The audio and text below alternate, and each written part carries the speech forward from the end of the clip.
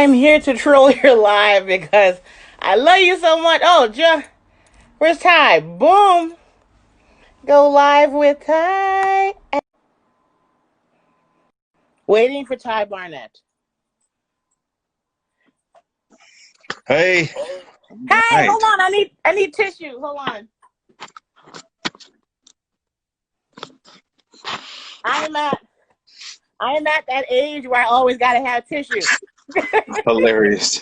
You see older women, they're like, oh, wait a minute, baby. Hold Hilarious. on. How are you? I'm good. I'm good. I'm good. What's going on? We usually talk on the phone. This the same thing, but I can see your face. I miss your face. I miss you too, babe. I miss you too. Let me make it. Can you see me? Yeah. Well, I yeah. can. We are very clear. Thank you, Jesus. Because what's funny is that you know what's funny? This is a great equalizer. The whole pandemic, because you could be on a Zoom with a very important person, and their Wi-Fi just cut out. You're like, hey, we all the same now. That's it. That's it. That's it. Only thing that separates us is bandwidth, baby. Bandwidth. I've had That's some it. important meetings, and he's been like, hello, hello. What I up? was like, What yeah, up? we all the same I am now. DJ. What up? How are you? Shout out to you too. That's what's up. That's the DJ from Comedy and Magic Club. Oh shit! What up, bro? I don't be knowing people's Instagram handles and shit. So I'll be like, what's up, Kitty Cat 84? Oh, hey mama. Hey mom. I didn't know that was you. I didn't know you was on Instagram, mom. DJ Don D, his name is Dwayne, and whenever he's DJing, I see him live and I'll log on. And he'll be like, hey, he'll give me a whole shout out intro. I'm like, would you think of just shut up and spin? Don't point me Hilarious. out. Hilarious. Yeah. I know it's certain DJs that'll be on, and then like every 5 seconds they saying, shout out to everybody from here. You like, hey, what record are you playing? Get back to me when you're on the records, bro. Cause yeah, damn. I tell you, how about this? Just put up a piece of paper of your shout outs while you spin it, and we'll just read the fucking paper. They should have a teleprompter behind the DJ. Like, look, shout out to all these people. All these people here. This is it. All the shout outs. Read the shout outs as you listen. You know who's really bad? Who's really bad at that is DJ Mr. C. From back in the day, from Big Daddy Kane days. Yeah, he got his own show on Rock the Bells, which is cool because old school cats. I love to see old school cats shine because they still relevant and stuff. But he be talking every 5 seconds on the fucking record. Back in the day we used to like set the record and we would record the whole thing and we just had that mixtape. This motherfucker be talking all the time. I'm like, hey man, I can't record nothing of this, man. Come on, man. You know who gets on my nerves now, even though all praise, I love him, I grew up on him. Kid Capri. I love Kid Capri, but if you go to his live now, he has a thing on Sunday, No Panties Sunday. I'm not sure what it is. And he plays slow jams, but he spends so much time like, hey, now this record. I was like, if you don't shut the fuck up so I can hear the song. I know. You be like, hey, are you trying to set the mood or piss motherfuckers off? Like, what exactly. Are you doing? I'm like, he lost 3 erections trying to get this to go with your music. Can you stop talking? He was like, always in. Shout out to all the people in the BX, baby. Like, damn, man, I had the panties off, bro. I had the panties off. And after a while, she's like, let's just watch a movie because I don't know what this is doing this time. This is some bullshit. Let's just go to the club. I thought I was damn. You know what I did last night? Old lady Pat. This is how you know that Siri's listening to us and watching us. What did I do? I posted your picture promoting to everyone that I was talking to you today. And then last night late went downstairs to watch the big TV. Wait. Shout out to DJ Don D, who's my favorite DJ now. I have to say that. He just posted it. That's it. Go ahead. Go ahead. You did what? Dwayne, this is my live, okay? You don't get all this attention during my live. I went downstairs to the smart TV and put the YouTube channel up, and I posted your picture and whatever on Instagram, and then immediately comes up in YouTube, Ty Barnett dry bar.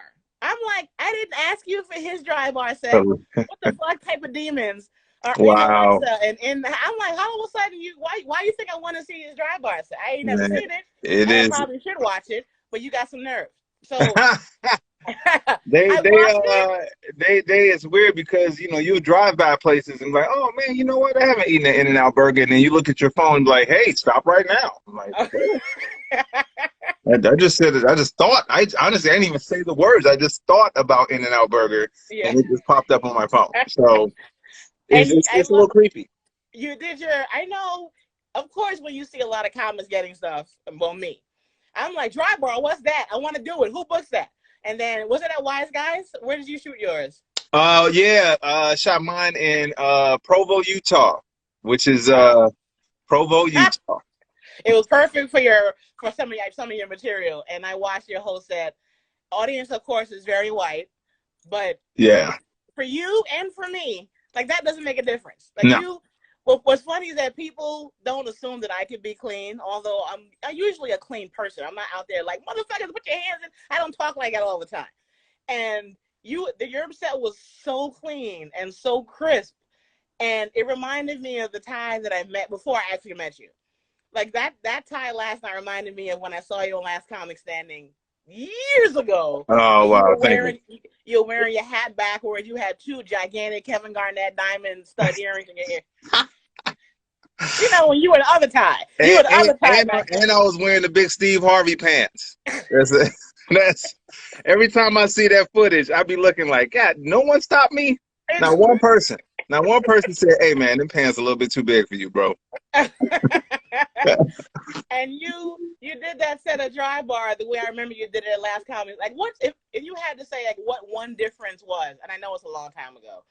The big difference between the last comedy you did and your experience on America's Got Talent. Like, how were they similar? How are they different? Because wait, before to my listeners, and when I post this, many thousands will watch. Ty just did a set on America's Got Talent this past Tuesday, and he was the second act. And I'm not gonna lie, I was like, "Whoo, thank God, I can go do something else. I'm gonna watch the whole show." I mean, no offense, AGT, love you. I watch it all the time, but I can't watch all of them all the time. And you were the second act, and I was like, "Yes, we're gonna get this fire going quick." And and I was like, "You were so relaxed on stage." I want to know, like, were you? We're always nervous, but were you? Did you freak out at all before they said your name? Because I was only nervous up until my name was. Once they said my name, it felt like I was performing at the Improv in the small room. I was the same. I was the same way. I got nervous up until, and then and I always tell people this: the thing that out of 20 years now, I guess it's 20 years now that I've been doing this. The only thing that hasn't changed. I mean, bookers are shitty. The business is whatever it is. Sometimes the thing that has never changed is that feeling I get right as they call my name right before I go out. It's that feeling of, all right, now the world is going to make sense for about for the next time I'm on stage, the world will make sense. And so it's that relief. I actually was nervous up until then. I mean, you walk out there and it's different. I did tell them, though, I did tell the judges, I said, man, this shit looks way easier at home. Because when you're there, I mean, the size of the stage. Yeah.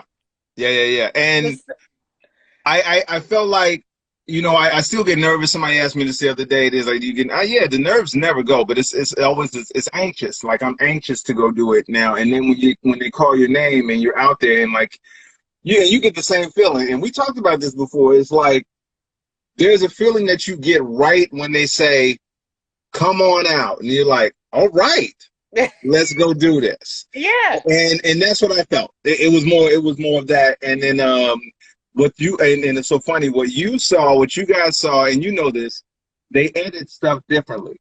So I'm going to tell you what happened, because, and you and I talked about this when you did the show, and you said, and I got to be really careful about reading these fucking comments because, some people are going to say what they want to say. And so I remember I told you, I said, welcome to public life. Welcome. Yeah. This is what it's like. You have to learn how to kind of weed the shit out. So when they aired it and you saw it, they had a pause. They had a pause before I started my set. And then they actually changed the order of the jokes that I did.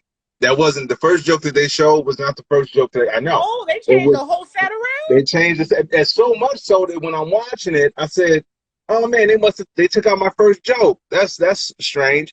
So anyway, I'm still watching it. I still got great feedback and all that stuff. It was cool. But here's what was crazy.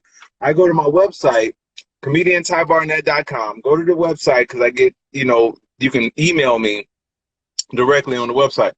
And so I go to the website and I had a message on there and it said, hey, Ty Barnett, Mr. Barnett, enjoyed your set on AGT, but please take this advice with the respect that is intended. And whenever somebody starts, you automatically want to be like, how about you eat a dick? But go ahead. Yeah, that's what I'm saying. Like when they started, like, please take this with the respect. I'm like, you about to say some disrespectful shit.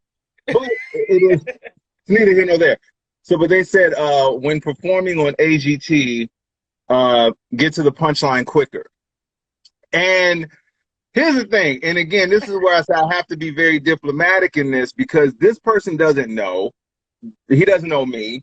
He doesn't know the comedic process. He probably doesn't know that I've been doing this for 20 years. And he definitely doesn't know how television is a production. It is a huge production. So I had to write him back. I was like, hey, man, thank you for the information. Thank you for checking out the set. I appreciate it. But just so you know, that wasn't the exact order. They changed the order of the set. So I had to kind of explain it to him. But then I had to think after I hit send, I'm like, so you sent me that message after going to comediantybarnett.com that has information about all the other shit that I've done in my entire career to tell me to get to the joke quicker. You don't know the punchline is supposed to be exactly. You skim past all of the shit that I said about the Tonight Show and all that to say, hey, new guy, listen, if you're ever thinking about doing this as a career, you probably get to the punchline quicker. You know what I'm saying? So yeah, it's just been a couple of moments like that, but I have learned, I've learned to do like you do and post every day now or every other day. You back. I'm not gonna lie. There was a point where I was worried about you. I was like, Ty, where you at? What you doing? There was a point where my concern came in. You were gone for months, fucking almost year. I wouldn't let years pass, but months. It'd always be like my watch would be like, you hadn't talked to Ty in 3.5 months. You might need to check and make sure his nigga's not dead. So because you were busy doing a lot of cruises and making a lot of money doing commercials. You know how I know? I've only been to your house like twice. And I came once with Gibby, Thomas, my ex-boyfriend years ago. And this is how I knew you were making bank. We belonged to the same commercial agency, CESD. And you had stacks and stacks of CESD envelopes all around the kitchen and the dining room. And I'm nosy. When I go to somebody's house, I don't touch nothing. Hilarious. But I wander. You just knock stuff over so you can span through it. Exactly. And you had a party. I'm like, while they're in there smoking and drinking, I'm gonna go for a walk in the kitchen and see what's going on. And you had them on the table where you have plants, and that table's still there.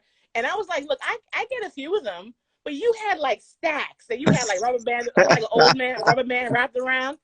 If you guys don't know, if every commercial that's on at some point in your life, you're gonna ask Ty to help you pay your cable bill.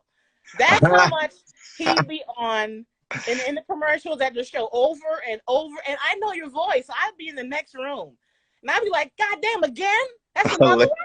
But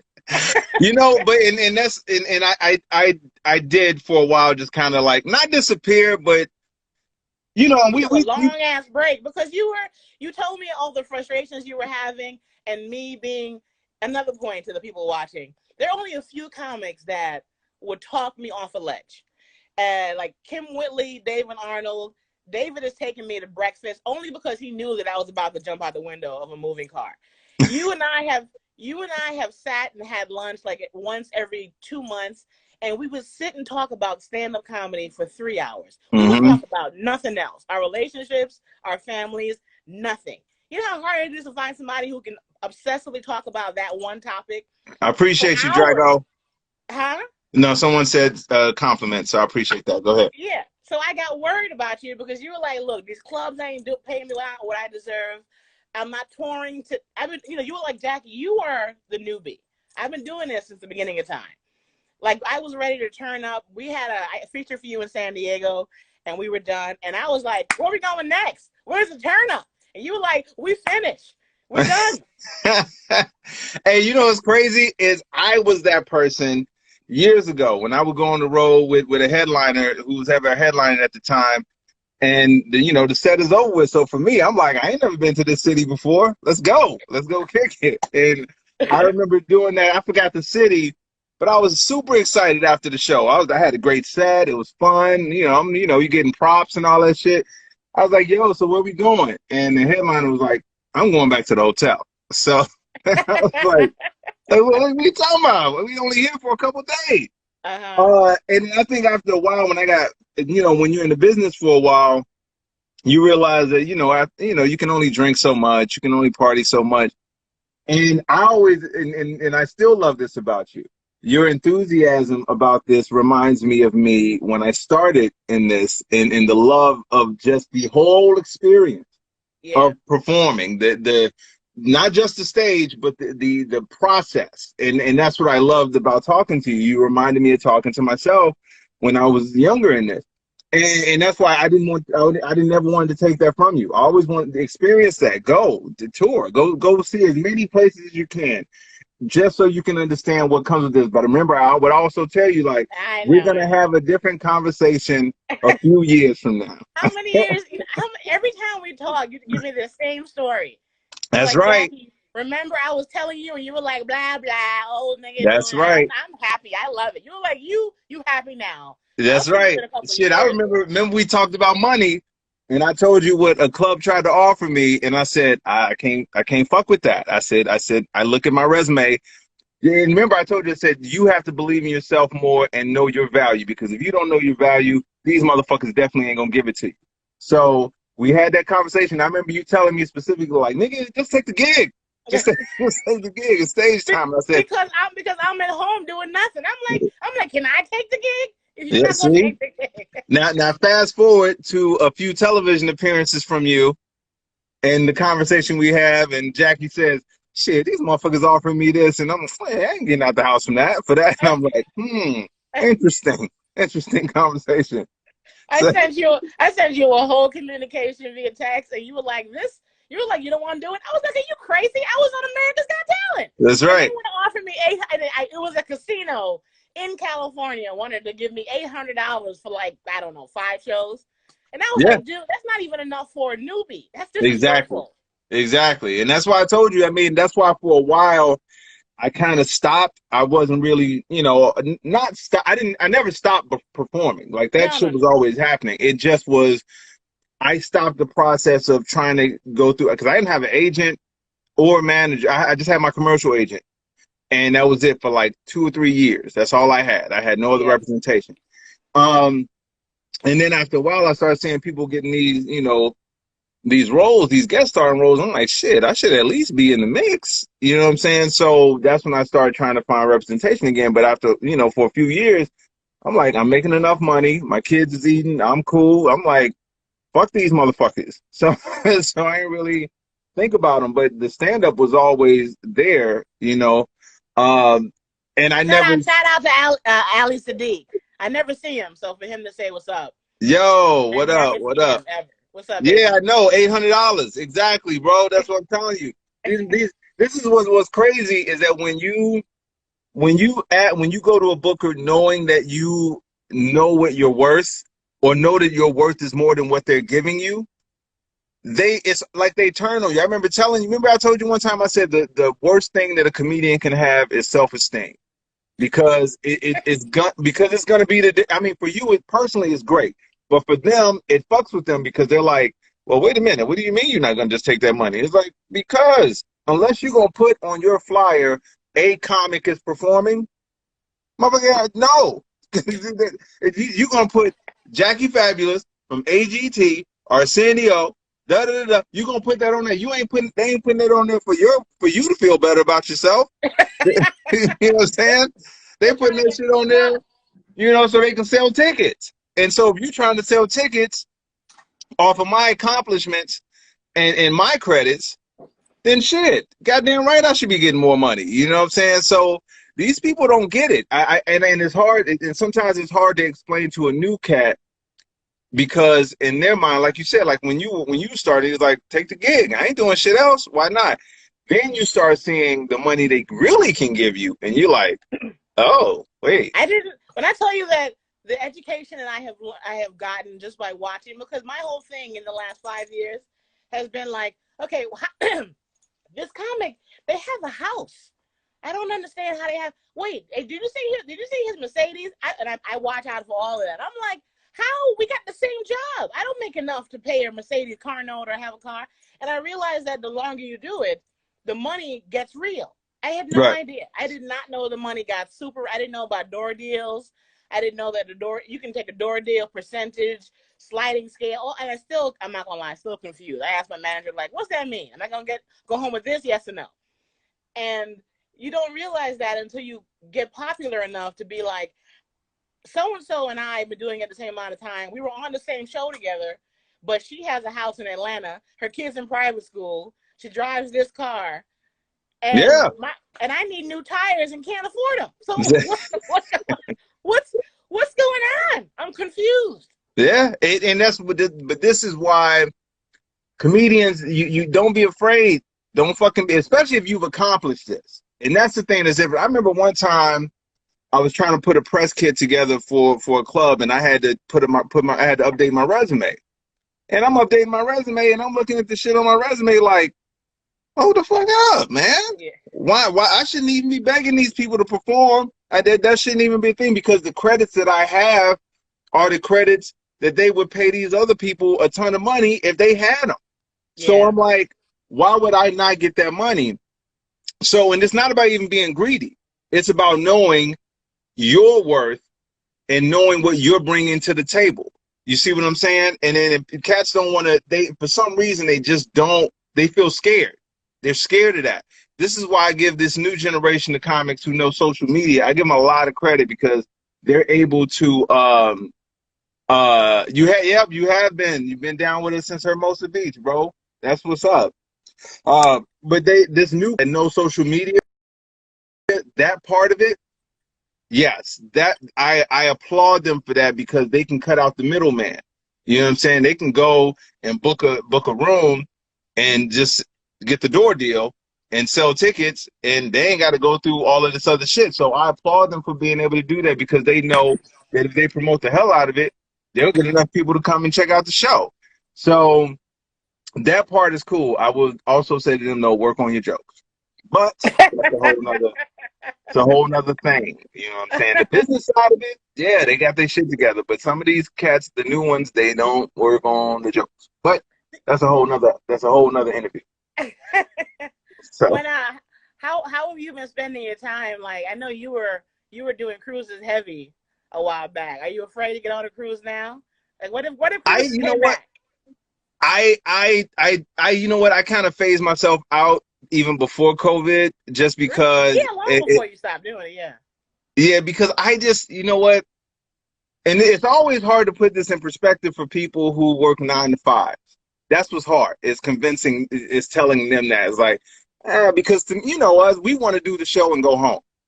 That's it. I want to do the gig and go back to the crib. And that was more my problem with cruises in that sense, because there's no going home. Exactly. And don't get me wrong, like, the shows is fine. You can't, because the workload, I would always tell people, you can't complain about the workload. The workload is none. You just go to the show and you can chill and do all that. But for me, I'm like, I don't like being out in the middle of nowhere. I don't like having janky internet. I don't like watching the same episode of Friends every goddamn day. Because some of these, I'm telling you, with the exception of maybe 2 cruise lines, I won't say the name of the one, but I'm telling you, it was the same fucking episode of Friends every day. I knew it verbatim. Like, I knew every Friends part. Do you understand? So it would be those types of things that I didn't like about it. And I had my mom actually helped me put it in perspective one time, because I was in a really shitty mood. and I was on an island. I forgot what island it was, but we had gotten off the ship, and I'm sitting there, and my mom is really perceptive to feelings, especially mine. Like, she can tell when something doesn't sound right in my voice. So she called me while I was sitting, and I want to say this again. She called me while I was sitting on the beach, just chilling. Oh, you were suffering. My baby, you were going through it, weren't you? And so I said, hey, Mom. And she's like, what's wrong with you? And I'm like, I'm just sitting. As I was saying it to her, I realized how stupid it sounds. Like, just in a shitty mood. I'm sitting here on the beach, just kind of hanging out. And it was a pause in the phone, like, what? So, like, it was this thing of putting it in perspective for me. So that's why I said, in the big picture, the work-wise, they're not shitty things, because you can do the gig. I just want to do the gig and go home. And now, because remember, we talked about colleges too. There's certain benefits to colleges. Colleges, you get paid more for the gig, the one-time gig, but you're dealing with a younger audience. So it's a pro and con to those types of things. That's why I kind of try to get back into clubs, because I miss clubs. I miss that. Yeah, I miss you missing club. I don't want you to take money you don't deserve. But for some reason, when I'm out traveling around the country, I think of the comics that I know love that lifestyle, as long as it doesn't run your whole life. Right. And and I'll be like, Tyler would love it here. Everyone's so nice. The hotel is right next door to the club. The I do miss across it. the street. You'd be in heaven. I do miss it. It's just, like I said, the business part of it has to make sense. And when I look at comedians that have come before us and how they talk about how they handle their business, I'm always like, and what really helped me was doing more commercial work, more acting. That's really what helped me put it in perspective. I remember getting my first set of residual checks, and I'm like, oh, damn. Okay. Okay. I'll do this. I ain't got to do shit. I just got to wait for the check. I got to go work one day and get the check. Yeah, no problem. And let me tell you that I got so disrespected once. I went to visit CESD for something, and what's his name? David, the owner. I forgot his name. It's David. They were, trying to feel me out. What do I want in my future? So I remember I said, and they were in their cubicle, but they're open. Their whole bottom floor is open. So I said, you know what? I'm like, I want a career like Ty Barnett. When I tell you that he fucking giggled, he laughed because he makes David and I. He's very sarcastic and silly. So he makes fun of me all the time. We have that kind of, headbutting, make fun of me. And I was like, did you just laugh at me? And he was like, no, Jackie, I mean, you'll get there. His laugh was kind of like, bitch, you lucky. You lucky you got this check you came down here to get today. You hilarious. Not yet. Well, and you know what's with them, and what I like about them, and how they've because I worked with somebody years ago on a spot, and that dude had been with CESD for 30 years. Oh. 33 years or something, and we just got to talking about him, and I said, yeah, man, what do you think of him? He said, they're really not, I mean, it helps if you're booking, of course, it definitely helps if you're booking, but he said he liked them because they felt like family, you know what I'm saying? And I think at the time I had a really bad experience with my theatrical agent and a really bad experience with my management at the time. So for a while, I kind of went into meetings with anybody like, listen, I don't want any bullshit, bro. I said, just tell me straight up what you want to do and what you can do. If you cannot do this, and if you don't want to do this, let's not waste each other's time. Let's just, what I'm saying? And I remember sitting down with David and them and saying, because they knew me from Last Comic and a couple other things. And I told them straight up, I said, hey, man, my kids were younger, so under 21. So I still had to take care of them. So I'm like, hey, man, listen, I go on the road sometimes, just so you know. But I am going to dedicate myself to this phase of my career because I want to kind of diversify. Yeah. And they said, no, we totally get it. And we had a great conversation about it. And so, it was a process with them. But I had that long talk with them because I'm like, listen, man, I don't want you guys, don't sell no wolf tickets, bro. I don't want it. Just tell me what you can do and what you want to do. And that was actually the one of the big things. And I remember being with them for a few years, and then I was getting a new theatrical agent when I started trying to find more representation outside of commercial. And it was like, well, we like you. We do like you. This would be a theatrical agent. And it's like, we like you, but you know, we have a commercial department too when we like to represent. I was like, there's not one here, bro. No. Not what you're for. If leave that alone. Do not even ask. You always told me whenever, because there was a time where I was jumping around because I was trying to get a reputable agent that people have heard of. And you always would be like, but are you leaving CESD? I was like, nope. You told me, unless you ain't got no reason to leave them, because they're known as the CAA of commercial agents. Yes. Yes. And you were like, Jackie, I don't care if WME picks you up. You don't need to leave CESD if they got you going out. And I was like, no. You're right. You're right. And they're on both coasts. And they're on both coasts. I met with the ones in New York too. So I'm like, you're right. So I be rolling my eyes. I listen to you. I roll my eyes, but I'm like, Ty's right. All right. I mean, and because you know what, the thing with them is they understand the process a little bit more than some of these other people. Because we've both been with bigger agencies, theatrical. Yeah. And management companies. I told you I was at Brillstein.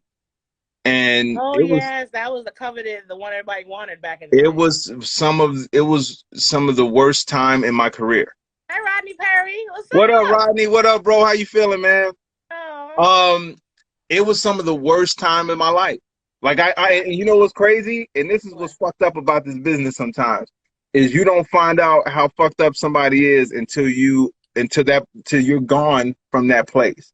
Yeah. So I was with Brillstein for years. And I would tell people like, yeah, I'm with Brillstein. Like, what? You were Brillstein? Oh man, that's cool. That's dope, bro. And then fast forward to some years later, and I would have same conversation with somebody, the same person actually, and I'd be like, yeah, man, I'm not with them no more. Oh, cool, bro, because them motherfuckers is lazy as fuck. And I'm like,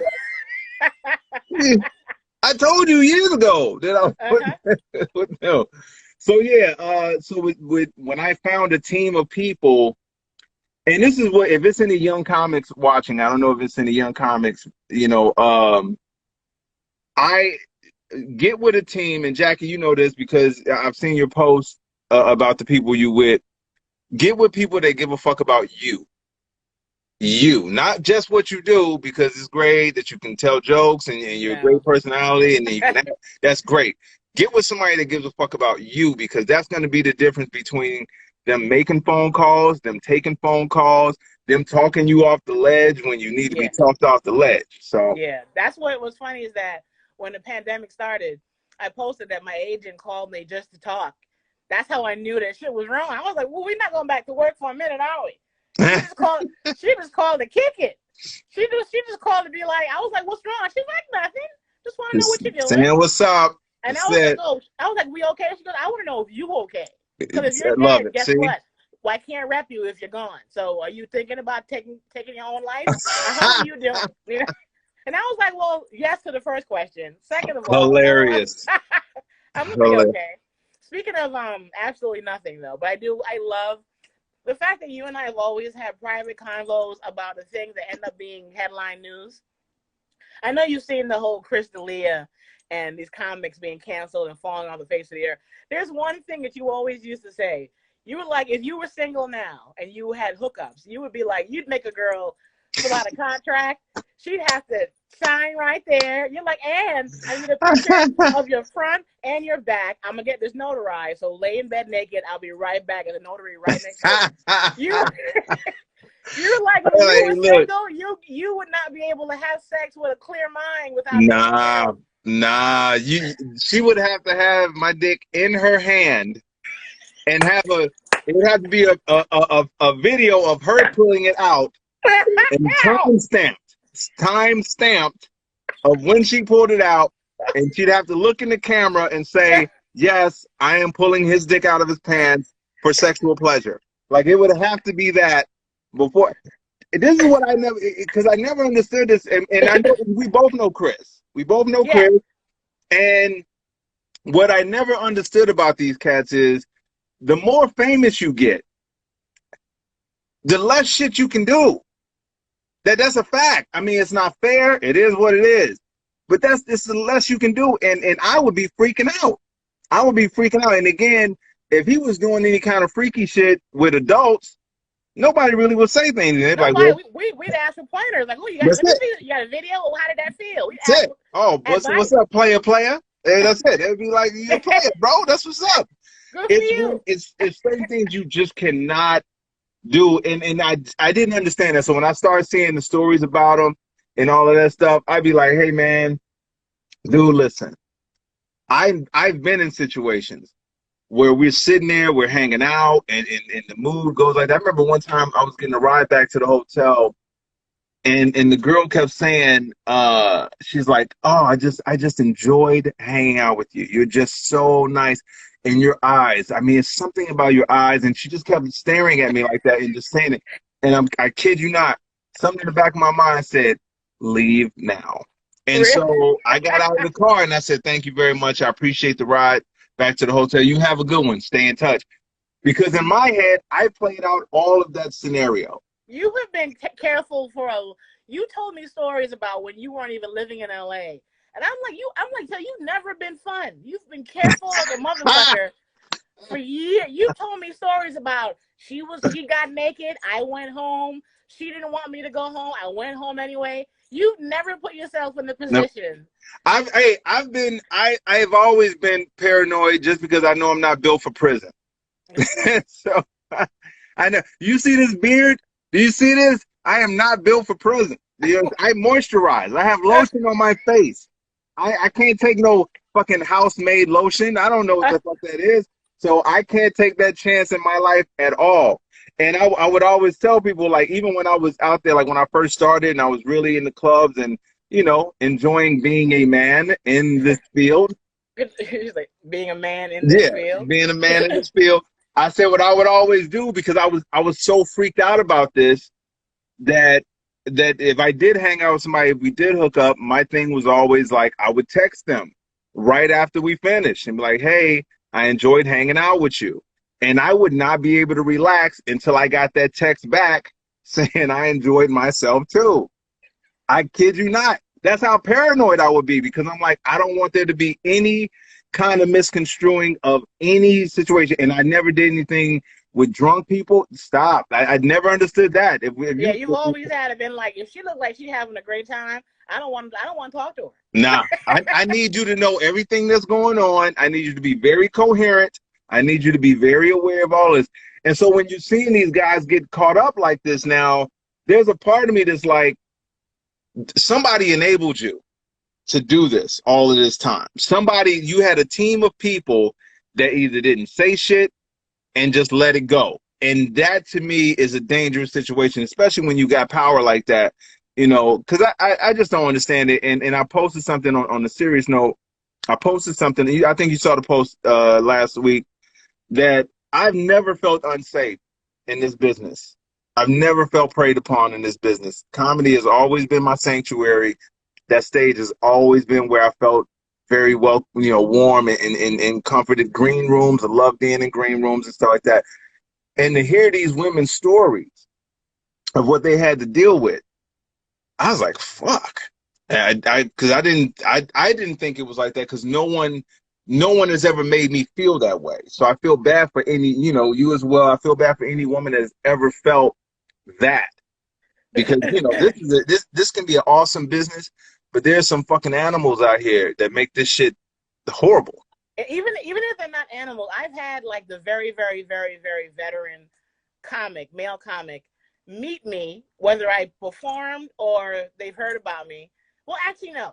The ones who don't know who I am, they'll from a hole in the wall, never seen a set, and then after a show, they'll see me in the green room. And that one guy, one veteran, popular black comic, and he was like, you want to go on the road with me? And I knew exactly what that meant. He wasn't trying to groom me.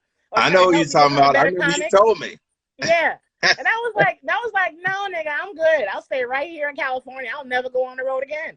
If that's the requirement. Yeah. And I'm not saying that he would have broken the law, but I do know that he would have been like, you're on my list of things to do. You are on that list. Oh, thank you, Brandon. I appreciate that, bro. Thank you very much. You're on this season, Brandon. What are you doing? Are you doing comedy?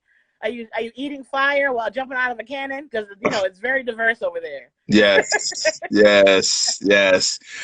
So yeah, I really I didn't understand it. I mean, I didn't understand these guys that let themselves get caught up like that just because, I mean, who doesn't like having a good time? But why risk that shit? Why? Yeah. And go ahead. No, I was gonna say, and why would you want to be intimate with somebody that doesn't really know all that's going on? It makes no sense to me. Like, drunk sex never appealed to me. Like, it was always one of the biggest turnoffs ever. You know what's funny is that what I've learned I've only learned this since enjoying weed on a regular basis. Not so much now because in New York it's hard to get, but I know now that if I'm too inebriated from any substance, I don't really know what's going on. I've given consent, but my body's kind of like, my body shuts down like, you'd rather be asleep right now. It don't matter what he's hilarious. Doing. It don't matter what he's touching, what he's inserting into me. In the back of my mind, I'm like, I am sleepy as fuck. When is he gonna be finished? Remember, so I realized that not being sober during any kind of activity is not fun, man. I don't enjoy it. Remember how we would hang out? Remember how we would hang out? And when you first started enjoying hydroponics. I don't know what that is. Guys, everyone, I learned about weed from I learned about, can I say it? Whatever, from Ty, right? You learned from me. From you only once in a while. Because you wouldn't let me indulge, because I'd be the kind of person where if I tried it and if I didn't feel anything in the first 2 minutes, I was like, you a punk. This is what y'all so excited about? This is nothing. I know. And then 5 minutes later. I'm like, it's hot. Anybody else hot? It's hot. I would always have to be like, no, just set it over to just wait. Just wait, let it. I'm like, but I gotta leave. I got shit to do. Like, no. And all the comics around us would be like, "What's wrong with her?" And you're like, "She doesn't do this much." No, not at all. This is new to her. Just give her time. Let it set in. She'll get there.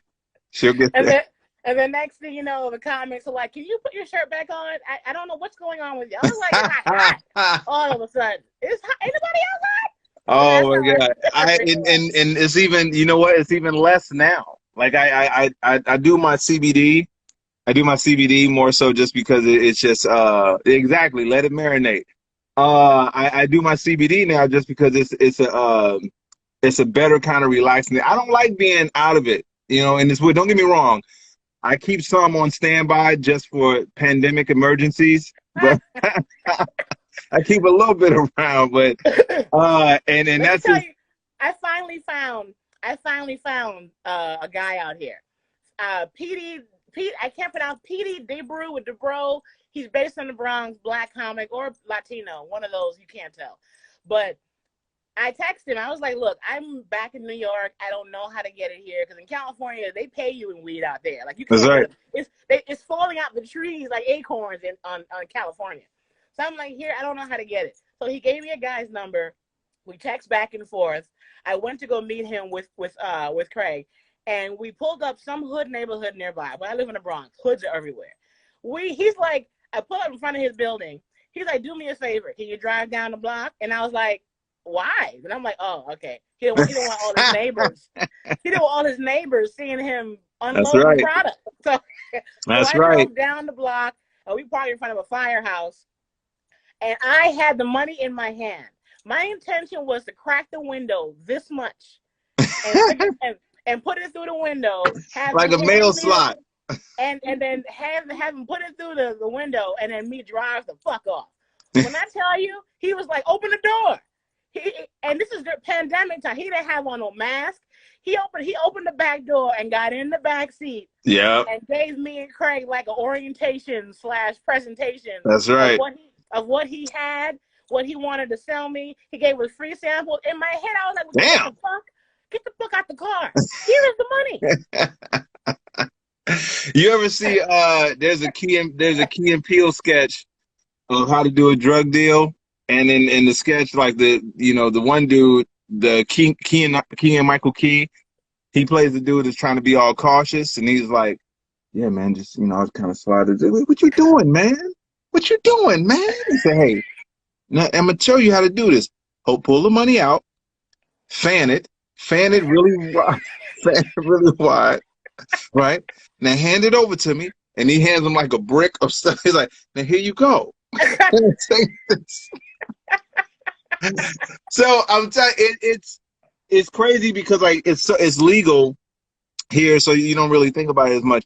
But also, I think the people who like blunts, I don't understand people that do blunts still, because the smell of it is it's harsh. It's harsh. I'm like, unless I'm putting out a rap album, bro, it really ain't no reason for me to do blunts, man. But I learned about the vape pen from you, but the vape pen, it's too strong. Like, if there's a different high with the vape pen. If you get the proper oil, whatever it's called, and you get the vape pen, you can become dependent on that. Like, your whole day is like, look, this is how I get through a day. And next thing you know, you're like, you miss all of Tuesday. You're like, was it a Tuesday?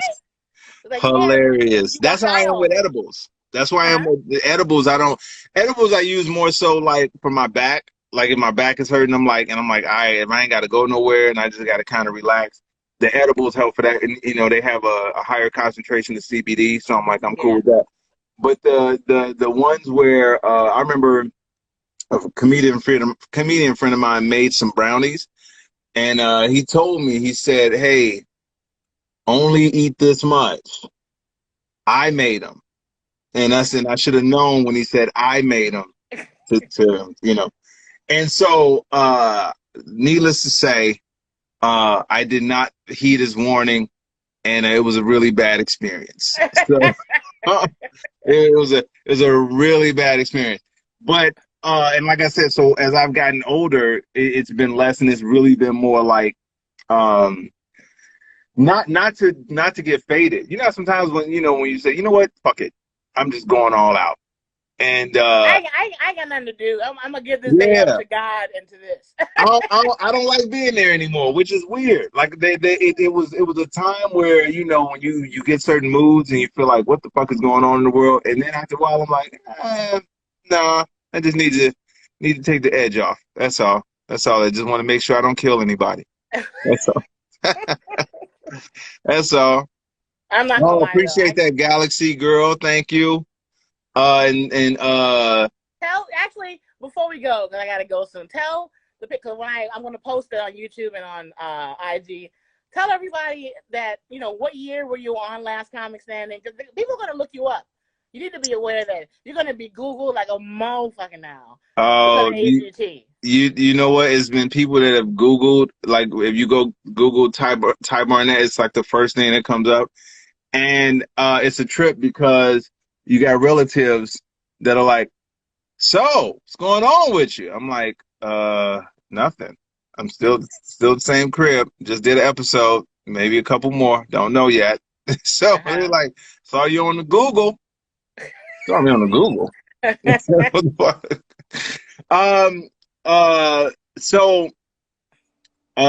say it again. What was your question? Last Comic Standing, when were you on it? 2002, and I have not had anything, by the way. I just lost my train of thought.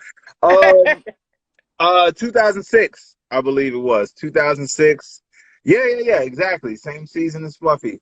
Wow. Actually, it's funny. Gabriel got me out of a really bad ticket I could have gotten because the cop knew of him and knew of the show and knew that we were on the show at the same time, and the cop actually was like, all right, just drive safely. And I was like, alrighty. So yeah, 2006 was the year, yes, season 4.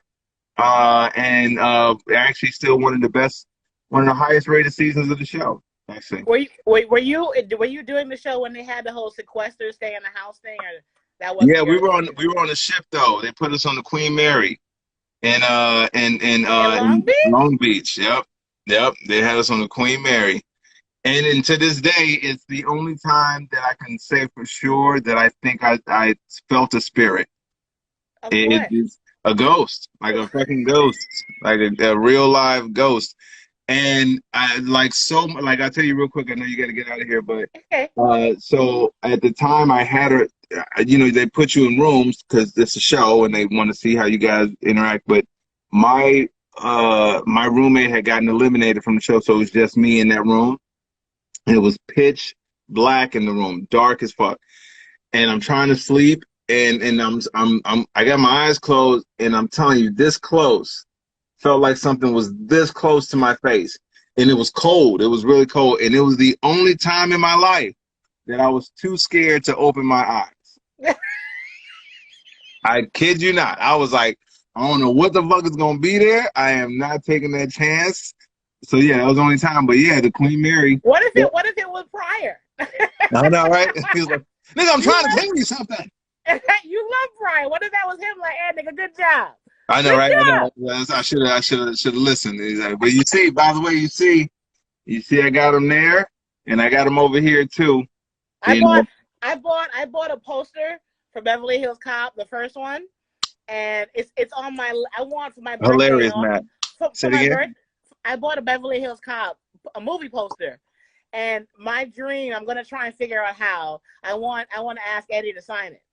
Oh, nice. That's right. You know what? Eddie is your prior. I forgot that. That's right. Eddie is your prior. I remember all the times you would tell me you would see him at the coffee shop.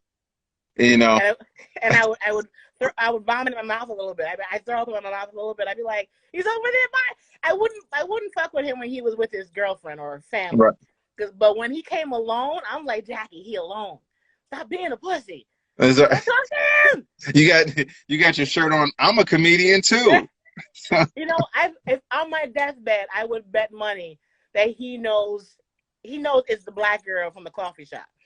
Because I'd be sitting in the back corner and have on sunglasses, and whenever he came in, I would go from typing to this. And he has seen that at least 5, 6, 8 times. He knows the scared black chick in the corner.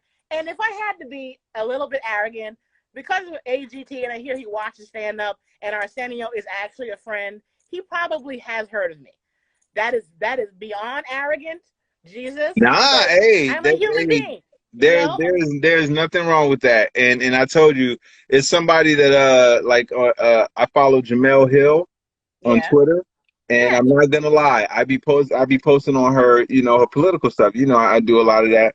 Yeah. And which, by the way, I tell people when they say, well, where can we follow you? And I'm like, well, it depends on what you want to hear. Yeah, Ty has anger issues, guys. When it comes to injustice, when it comes to injustice, that's all it is. And racism. I say, hey, you know what? I have the Instagram, which is very not superficial. I mean these posts when I post them, but there's nothing really serious about it. But when people, I always say, listen, if you want the whole package, this is where you can go for this. But I also keep the comedy separate too. Like, that's why I say the website is the website. It's all comedy. It's nothing else. But so no. What again? I lost my train of thought again. I don't remember. It doesn't matter. I was saying no. You said Jamel Hill. You on her Twitter. You would comment on her Twitter, and did she respond back to you? She knows who you are? Oh, no. She hasn't yet. But I'm like, maybe she'll respond back now that if she say, who the fuck is Ty Barnett? Now she'll be like, oh, okay. Yeah, so hopefully we'll see. Yeah, hey, Matt. International TV exposure does that to you. That's it. That's all. But, hey, before we go, I just wanted to tell you, as always, I am proud of you, as always. And it's been cool to watch you grow over these years, and I am genuinely, like I said, I love seeing you accomplish your dreams, and I love seeing you, live this life. You love seeing me prove you're right when I be like, can you believe what the fuck just happened? And you sit back there with your drink like, no, I couldn't believe it. Tell me. Hilarious. I told ya. I told you. Exactly. I told you. Exactly. If I told you was a face, that would have been the face right there. I told you years ago. It's just But the good thing about it is that you are out there and people are seeing your energy, which I've always said to you. That's the thing I've always said. Your energy is something that is infectious, and people love that and they gravitate toward it. And so I've been proud to be in your life and be proud to be a friend. And Let me put my makeup on. You know I'm a crier. Don't do stop that. it. Stop that. Anyway, but right. yeah, go do your thing. And thank you for having me on. Why you closing out my podcast? This is hilarious. Anyway. Oh, sorry. I thought you had to go. I'm joking. I love you, Ty, and of course I'll talk too. to you again. But thanks for joining everybody. I'm gonna post it, share it, watch him if he's back on AGT, or you know we can't tell you. Yeah, exactly. Bye, babe. All right.